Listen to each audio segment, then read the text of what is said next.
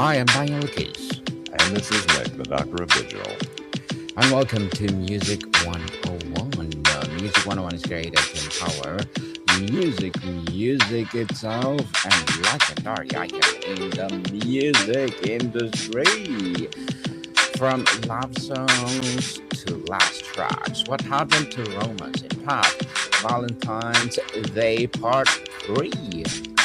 Yeah, so this is part three in our final segment of the three-part series on Valentine's Day. So appropriate because it's Valentine's Day. And part one and part two got us to this point about how before dating apps and situationships, romantic love songs dominated the airwaves and shaped how Americans understood commitment. From the swing era through the 1970s, popular music created a cultural framework for pair bonding that neuroscience now confirms was psychologically beneficial.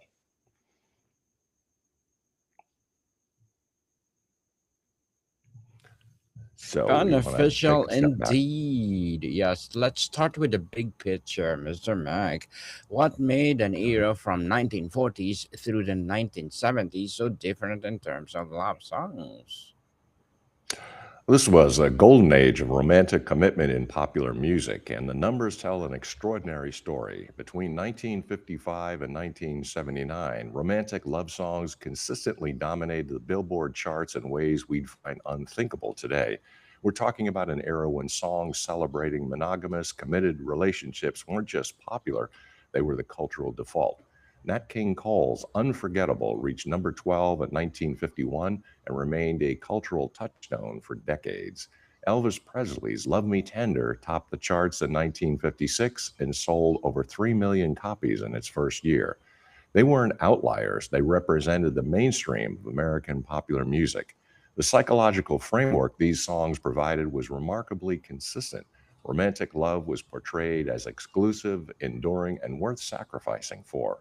Sam Cooke's You Send Me spent 3 weeks at number one in 1957, and its lyrics capture this perfectly, the overwhelming emotional response to one specific person. The Righteous Brothers' Unchained Melody became one of the most recorded songs of the 20th century after its 1965 release, reaching number four on the Billboard Hot 100.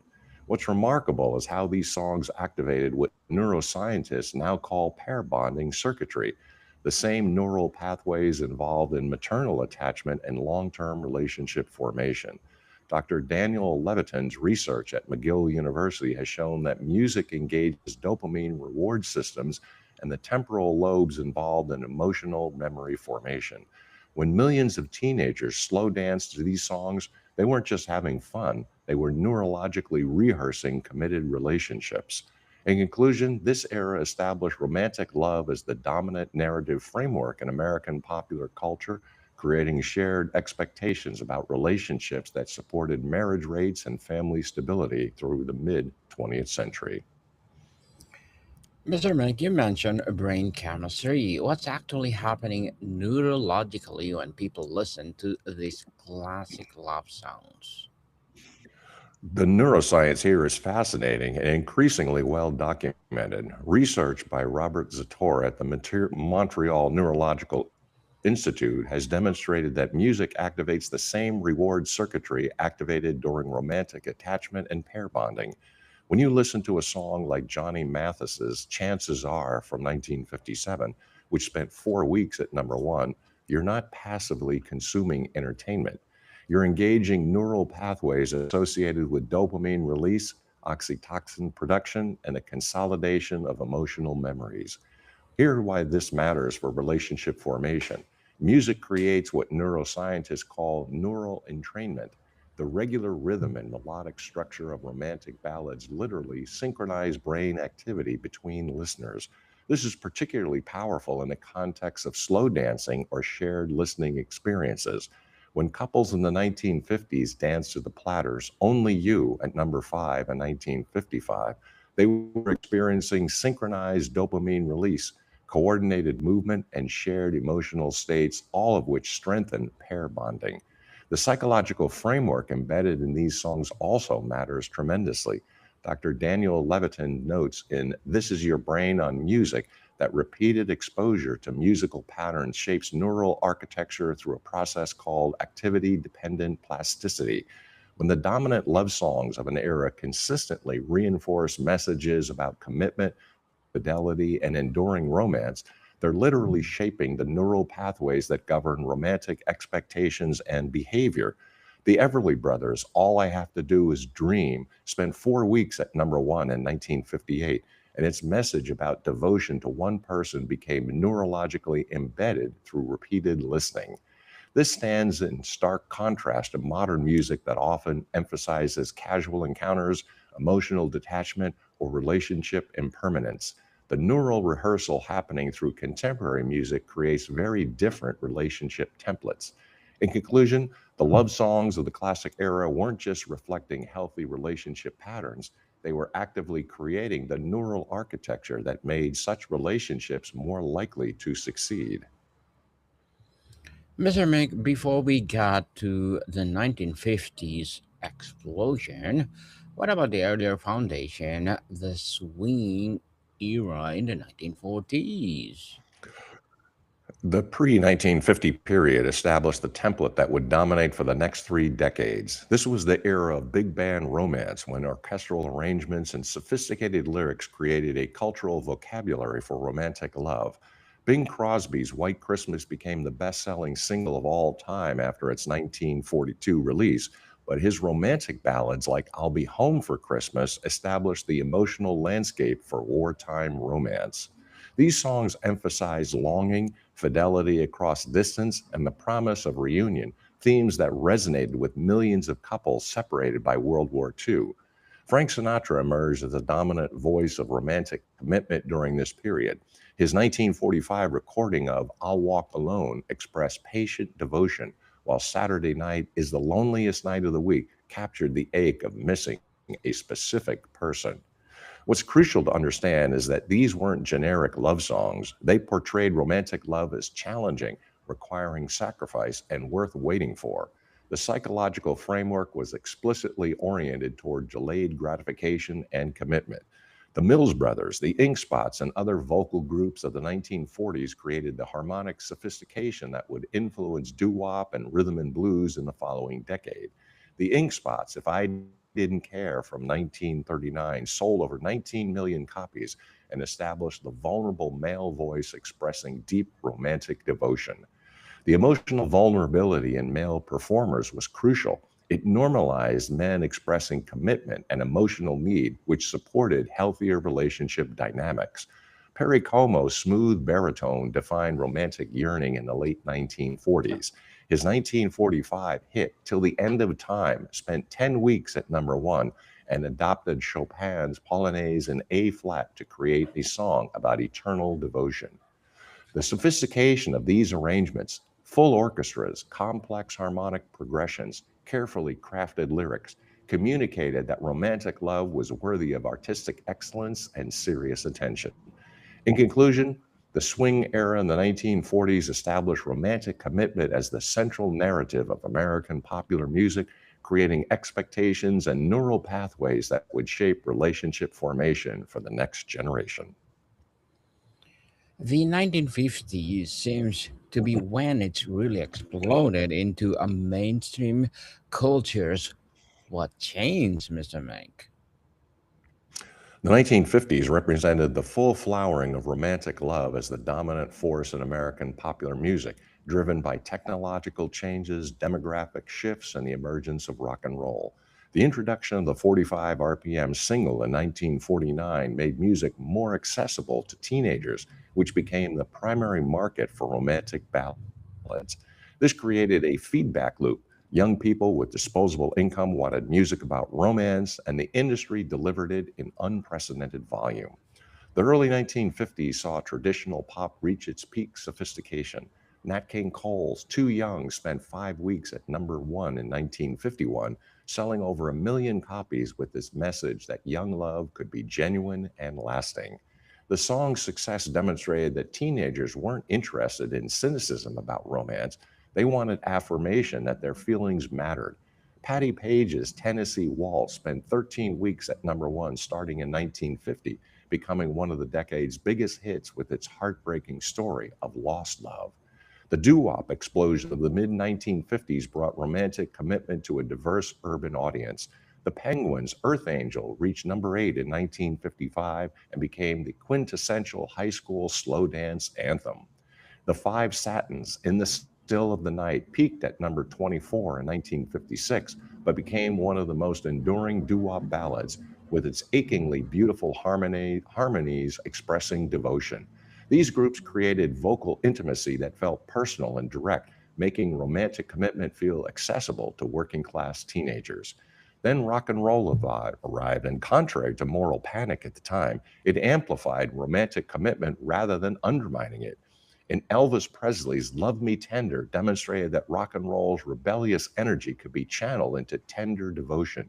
His Can't Help Falling in Love from 1961 became one of the most covered love songs ever, reaching number 2 on the charts. Elvis's physical charisma and vocal vulnerability created a new template, masculine strength expressing complete romantic surrender to one woman. The Platters bridged pop and rock and roll, achieving massive crossover success. The Great Pretender hit number 1 in 1956, while Twilight Time reached number 1 in 1958. Their sophisticated arrangements and Tony Williams' soaring tenor made romantic love feel both accessible and aspirational. These weren't simple songs. They had complex emotional landscapes, acknowledging the vulnerability and risk involved in committed relationships. In conclusion, the 1950s democratized romantic commitment in popular music, making it the shared cultural experience of an entire generation through technological accessibility and genre diversity. Moving into the 1960s, Mr. Meg, how did soul music and Motown continue this tradition? The 1960s soul and Motown movements represented perhaps the most emotionally sophisticated expression of romantic commitment in popular music history. These artists combined gospel, spiritual intensity with rhythm and blues sensuality to create love songs that were simultaneously sacred and secular. The result was music that treated romantic love as transcendent and transformative. Sam Cooke pioneered the synthesis beyond You Send Me, his 1960 hit. Wonderful World combined educational inadequacy with romantic certainty. Don't know much about history, but I do know that I love you. Reached number 12. The romantic and vulnerable admission that love provides knowledge more fundamental than formal education resonated with millions. Cook's Bring It On Home to Me from 1962 reached number 13 and became a soul standard, with his call and response structure borrowed from gospel, creating a dialogue about reconciliation. Motown created an assembly line of romantic commitment. The Supremes' Baby Love spent 4 weeks at number 1 in 1964, with Diana Ross's vulnerable soprano expressing complete dependence on a romantic connection.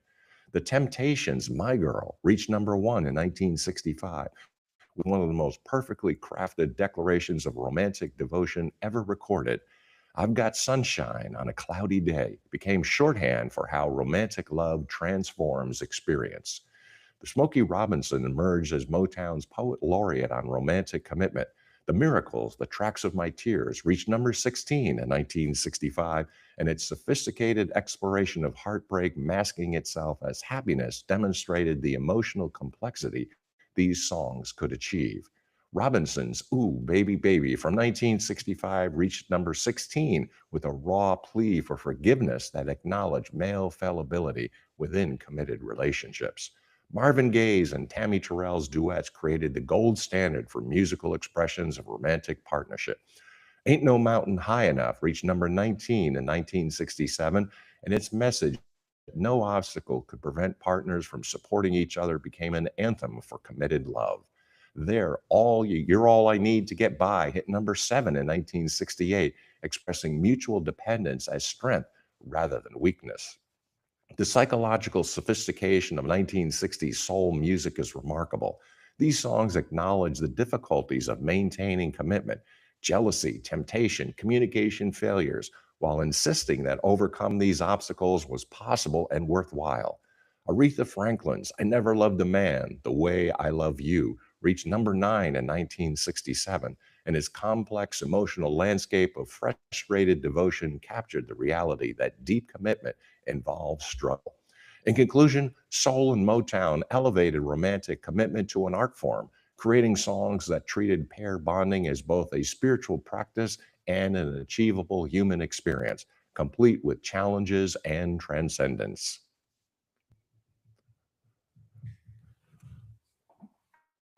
Mr. Mick, the 1970s seems to be when this tradition reached both its peak and its ending. What happened?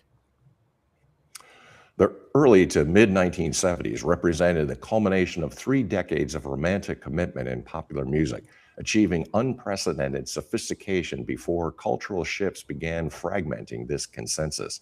The decade opened with some of the most enduring love songs ever recorded, even as the seeds of change were being planted. The Carpenters dominated early 1970s adult contemporary with Karen Carpenter's achingly pure contralto delivering romantic devotion.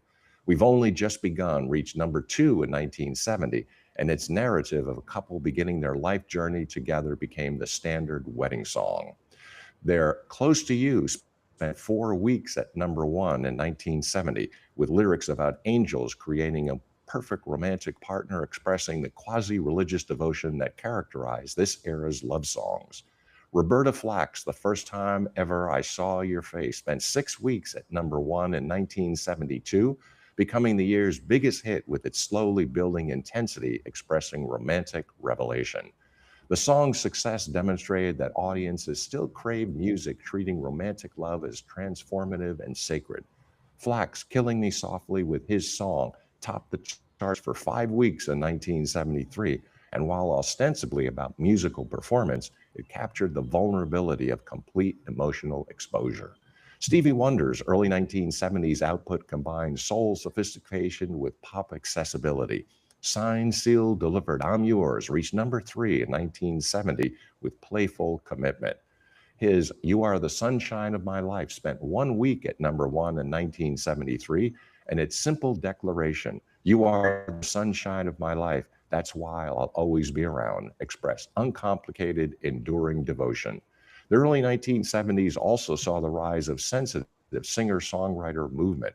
Carole King's Tapestry album became one of the best selling albums of all time, with It's Too Late spending 5 weeks at number 1 in 1971. While the song acknowledged a relationship ending, its emotional honesty about commitment and loss reinforced that romantic relationships mattered profoundly. James Taylor's You've Got a Friend reached number 1 in 1971, treating committed friendship with romantic devotion's seriousness. However, by the mid 1970s, cultural shifts were becoming apparent. Divorce rates were climbing, and popular music began reflecting this fragmentation. The rise of disco introduced more dance oriented, less romantically focused music. Donna Summer's Love to Love You Baby in 1975 brought explicit sexuality without romantic context into mainstream pop. The moral and psychological framework that had supported romantic commitment for 3 decades was beginning to erode. Yet, even as late as 1977, romantic commitment could still dominate the charts. The Commodores' Easy reached number 4 with Lionel Richie's smooth tenor expressing contentment in monogamy. Richie's later Three Times a Lady spent 2 weeks at number 1 in 1978, demonstrating that audiences still responded to straightforward romantic devotion. In conclusion, the 1970s represented both the sophisticated culmination of the romantic commitment tradition in popular music and the beginning of its cultural displacement by competing frameworks that emphasize personal autonomy, sexual liberation, and emotional self protection over pair bonding. Mr. Mick, looking back at this entire period, what made these love songs so culturally significant beyond just entertainment? The love songs from the 1940s to the 1970s created a shared cultural framework for understanding romantic relationships that had measurable psychological and social effects. This wasn't accidental. It represented a convergence of musical sophistication, technological accessibility, and cultural consensus about relationship values we're unlikely to see again. The psychological impact operated through multiple mechanisms. First, these songs provided consistent neural rehearsal of committed relationship patterns. When adolescents spent thousands of hours listening to songs that portrayed romantic love as exclusive, enduring, and worth sacrificing for, they were neurologically preparing for the challenges of actual committed relationships. Research from the University of Chicago's National Opinion Research Center, documented in The Social Organization of Sexuality, shows that Americans who came of age during this period reported higher rates of sexual exclusivity, longer relationship duration, and greater relationship satisfaction than subsequent generations. Second, these songs created emotional templates for navigating relationship challenges. The sophistication of 1960s soul music, in particular, acknowledged that commitment involves difficulty, jealousy, miscommunication, temptation, while modeling resilience and reconciliation. When listeners absorbed songs like Smokey Robinson's The Tracks of My Tears or Sam Cooke's Bring It On Home to Me, they were learning emotional vocabulary for discussing relationship struggles within a committed framework rather than treating problems as reasons to exit. Third, the shared cultural experience of these songs created common ground for relationship formation. When a couple slow danced to Unchained Melody or My Girl, they were participating in a ritual that millions of other couples had shared, embedded within a cultural consensus about what romantic relationships should look like. This consensus provided social support for committed relationships. Families, friends, and institutions reinforced the relationship patterns that popular music was rehearsing. The moral dimension matters too, although it's often overlooked in secular analysis. These songs treated romantic love as what we might call incarnational logic, the idea that transcendent meaning is discovered through committed particular relationships rather than abstract principles. When Elvis sang, I Can't Help Falling in Love with You, or when Marvin Gaye and Tammy Terrell sang, Ain't No Mountain High Enough, they were expressing a quasi religious devotion that treated the beloved as irreplaceable and the relationship as sacred. This wasn't metaphorical. It represented a genuine moral framework where fidelity, sacrifice, and endurance were understood as virtues. The statistical evidence supports this analysis. Marriage rates peaked in the 1970s, with over 90% of Americans eventually marrying. Divorce rates, while rising, remain lower than in subsequent decades. Sexual exclusivity within marriage was normative. Survey data from the period shows that large majorities viewed romantic love as the proper basis for marriage and expected sexual activity to occur within committed relationships. These weren't just personal preferences, they represented a cultural consensus actively and reinforced by popular music. What's particularly striking from a contemporary perspective is how little cynicism appears in these songs. There's no meta commentary, no ironic distance, no hedging. These artists believed in what they were singing, and audiences believed them. This created a virtuous cycle. Music reinforced relationship patterns that led to stable outcomes, which reinforced confidence in the patterns the music described. The neurological research provides the mechanistic explanation for why this worked. Dr. Daniel Levitin's work demonstrates that music engages multiple brain systems simultaneously: reward circuits, memory formation, emotional processing, and motor coordination. When these systems are repeatedly activated in the context of romantic content, they create neural pathways that make committed relationships feel natural and achievable. Contemporary music that emphasizes casual encounters, emotional detachment, or relationship impermanence creates very different neural patterns. In the laboratory of modern airways, we're witnessing a profound shift in relational anthropology. The sanctuary of the mid century love song, built on the secure base of devotion and the architecture of protection, has been largely dismantled.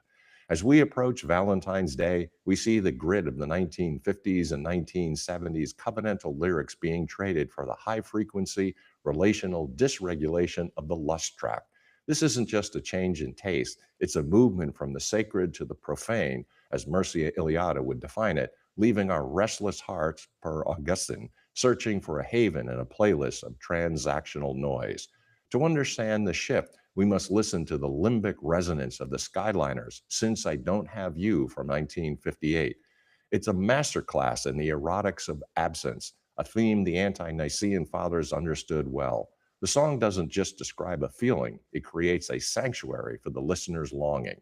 In the history of religions, a true love song acts as a ritual map for intimacy. Contrast the soul deep commitment in Al Green's Let's Stay Together, 1971, with the impatience of contemporary tracks.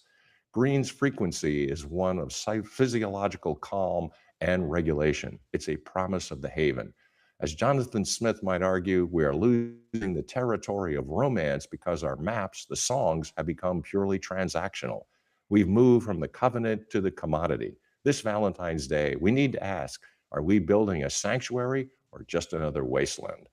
The romantic love songs that dominated American popular music from the swing era through the 1970s created a cultural and neurological framework for committed relationships that shaped multiple generations. These weren't simple entertainment, these were formative practices that prepared listeners psychologically for the challenges of pair bonding, provided emotional vocabulary for navigating relationship difficulties, and created cultural consensus supporting romantic commitment. From Nat King Cole's Unforgettable to Stevie Wonder's You Are the Sunshine of My Life, these songs treated romantic love as transcendent, particular, and worth sacrificing for. The neuroscience confirms what millions of listeners intuitively understand. Repeated exposure to music celebrating committed love creates neural pathways that make such relationships more achievable. As we reflect on this golden age of romantic music this Valentine's Day, we recognize not just nostalgia for a particular sound, but appreciation for a cultural moment when popular music and human flourishing aligned in ways that contemporary relationship struggles suggest we've lost. In conclusion, the love songs of the 1940s to the 1970s period weren't just merely reflecting cultural values. They were actively creating the psychological infrastructure that made committed relationships more likely to succeed through neural rehearsal, emotional modeling, and cultural consensus building that we now recognize as psychologically and socially beneficial.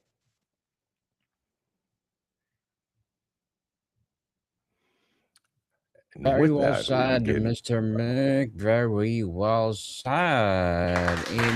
Thank you so much for sharing your knowledge and wisdom today. Romantic expressions in popular music has never been static.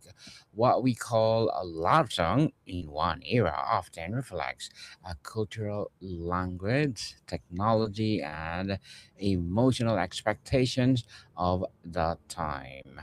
For your Valentine's special on Music 101, people, let's celebrate Valentine's Day. So, Mr. Mick, would you like to plug in something? I appreciate the opportunity. Write the book, grow the business. Connect with me on LinkedIn. GMIC, the Doctor of Digital Smith, PhD. Pick up a couple volumes I have on Amazon. On Track Ian Hunter and Burning America. And if you like music, support true fans. Yes, people, let's support Mr. Mick, the Doctor Digital, and please do listen to other podcasts that we are doing. Sex 101, Love Letters, and the other one, Mr. Mick, what's the other one we're talking? Mental Health 101 and, of course, Music 101. Yes, Mental Health 101. We will do it today, people. So tune in, Mental Health 101. So, Mr. Mick, thank you so much for your time. Thank you, my friend. Till next time, Deus Volt. What's up, people? See you soon.